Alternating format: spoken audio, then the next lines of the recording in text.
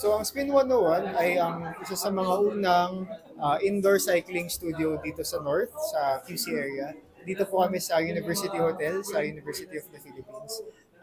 Yung Spin 101 din, isa siya sa mga una na nag-incorporate ng um, technology ng Techno Gym para sa uh, mga classes at parang kumbaga naka-integrate yung kumbaga yung mga stats mo, yung mga and even kumbaga yung power na basically yung mga ganong technical na mga bagay para mas in-depth yung experience mo bilang bahagi ditong Spin 101 na community.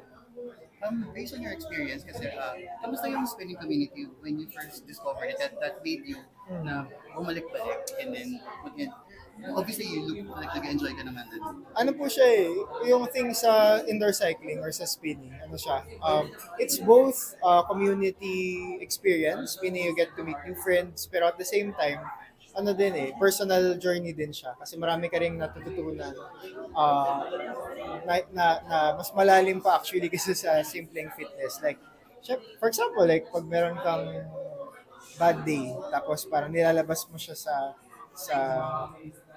exercise like spinning or indoor cycling kasi parang that way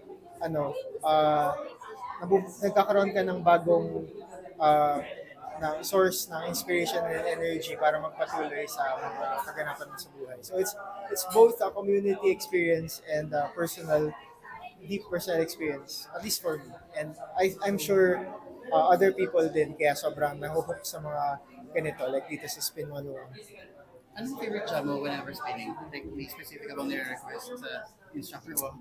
Ano siya eh, yung exciting sa mga spin class is iba-iba siya ng playlist. So kaya din siya encourage na nakaka-encourage siya na mag-enroll sa iba-ibang klase kasi like for example, minsan 90s, minsan Ariana Grande, minsan Mariah Carey, pero minsan mga hip-hop din, and then minsan K-pop, P-pop, ganyan. So it's very diverse and hindi ka mauubusan ng variety and ng iba-ibang klaseng experience kahit na it's the same indoor cycling class.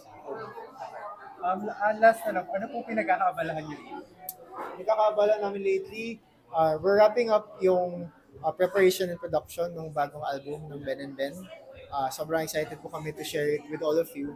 We're also preparing for... spoiler yan Ay, tambay ko pala si Miguel. Yung show din na kasama, yun spoiler talaga yun. Pero since ako yung dakilang spoiler ng band, since spoiler consent, may major show din kami na pinaprepare na kaakibat ng album na yun. So sobrang excited po kami to share it with you. Actually, in the next few weeks, magsisimula na kami mag-announce ng details.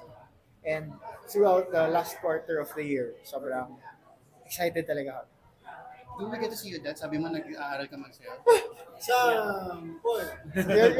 yung sasayaw, we'll see. Pero for now, talaga siya for me eh. Pampatanggal stress lang din.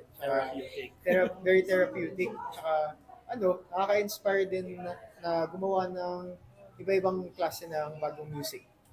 So, para at the very least, parang yung experiences ko sa pag-aral magsayaw, hopefully sa ibang music na bago ng band, parang marinig mo yung parang bagong vibe to. Parang